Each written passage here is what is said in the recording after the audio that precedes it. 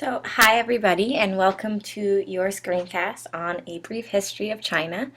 We're going to be diving right into China and the cultural and communist revolutions next week. So the purpose of this screencast is to prepare you with a little bit of information about background on China. So you guys have the worksheet that you picked up at the end of class on Friday. So please fill that out as we go, and let's get started. So let's start by thinking about just how big China is. So here you see a map of China with the capital over here in Beijing, and you can see that it takes up a huge part of Asia, that it's bordered by countries like Mongolia and India, that Japan is very close to it, and Korea's, and that it's bordered also by the Pacific Ocean. Now, if we look more closely at some of the features of this big country of China, we can notice things like the Huang or Yellow River and the Yangtze River. These are two of the major rivers in China, and they're known because of the fertile soil that they produce, which meant that in ancient China, agriculture was possible and civilization could form. But you can also see things like the plateaus and the different elevations on this map, and that just shows how geographically diverse a place like China is. We want to keep that in mind as we start thinking about the different political, economic, and social systems that formed. This next map has the different provinces of China. So just like the US has different states, China has different provinces. And some that you might be familiar with are like Taiwan over here and Tibet over here. We'll be talking about those as we move through the unit. But you can see how many different areas of a big country like China there are. Next, we have this map on the ethno-linguistic groups of China. So this is just to show you that when you say Chinese, you're talking about a nationality, not an ethnic group per se. Now, the one that is most common is the Han Chinese, which is this big kind of green blob over here. They make up about 90% of the Chinese population, but there's other groups too that we should recognize. And we'll keep those in mind as we move forward. Now, when we're thinking about ancient China, we want to think about the politics, economics, and social cultural systems that were in place before the time period of the Cultural Revolution that we'll be talking about. So before the revolutions, we have a political system that's based on dynasties. So the domestic policy is where power is passed down from one family member to the next according to the mandate of heaven, which was this notion that the ruler governed by a divine right from God. So he was very powerful, and everyone believed in how much power that he had. And this mandate of heaven, which I want you guys to define as question 1 on your worksheet there, was really important to the way power was passed down and how powerful those rulers were. One dynasty that you might be familiar with is the Tang Dynasty, which is a golden age in China, known for the different improvements in art, literature, education, and characterized by peace. Now, in terms of foreign policy, how China interacted with the rest of the world, China really believed that it was superior to the rest of the world, and they practiced a policy of isolation, which means that they weren't interested in getting involved with other countries. However, other countries were interested in getting involved with China. They wanted to open up trade routes, they wanted to share resources and knowledge and establish different ports, all of those things. So when Western countries tried to establish posts in China, what happens is there's this thing called the Boxer Rebellion, where Chinese rebelled against the Western influences in China. And it causes a period of political instability.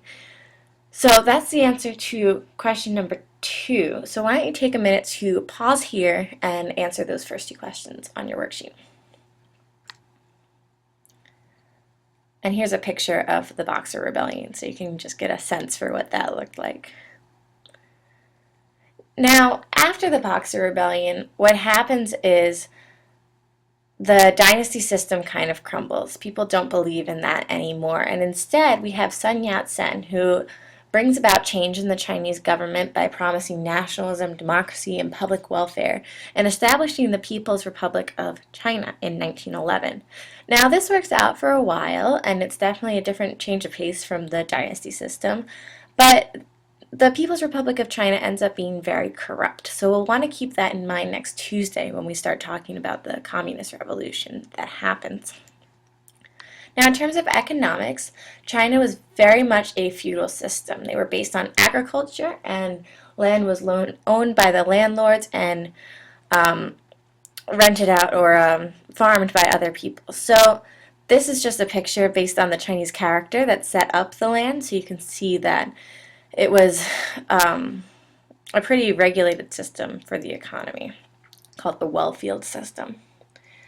Now, in terms of social culture beliefs, we're looking at a population, now this is a big country, of over 600 million people. Now, this is compared with only 200 million people in America at that time. So that should give you a sense of just how many people we're working with in this big population. And like it kind of said in the feudal system for the economy before, it's made up of a tiny elite landlord class ruling over masses of poor peasants.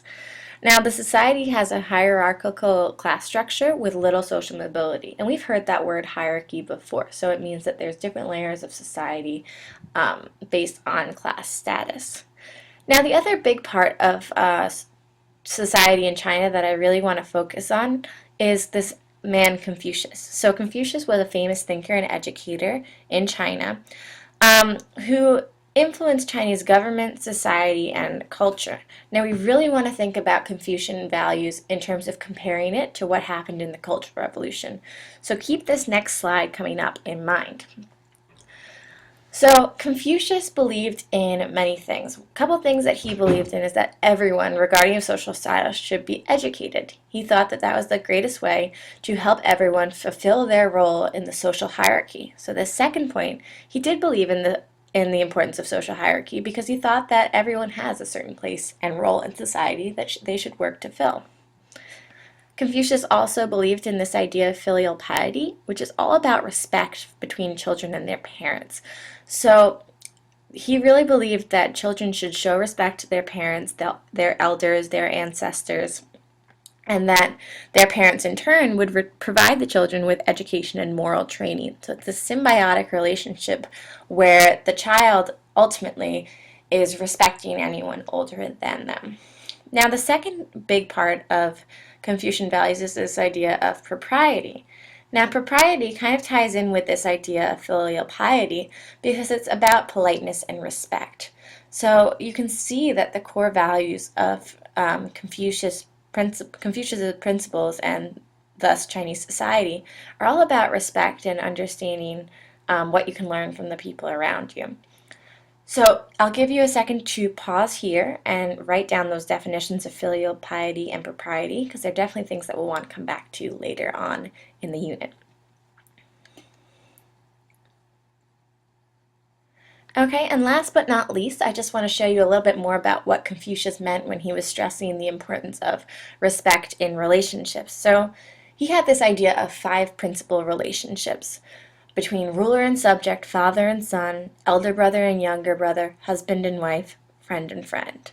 And the idea here is that the subject would respect the ruler, the son would respect the father, the younger brother would respect the elder brother, and so on and so forth.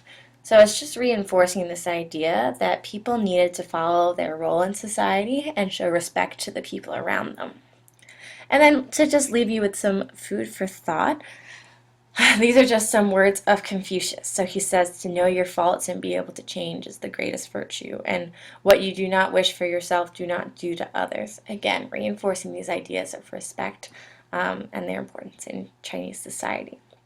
So these are just some ideas to sort of ground your thinking as we move forward with our unit on China.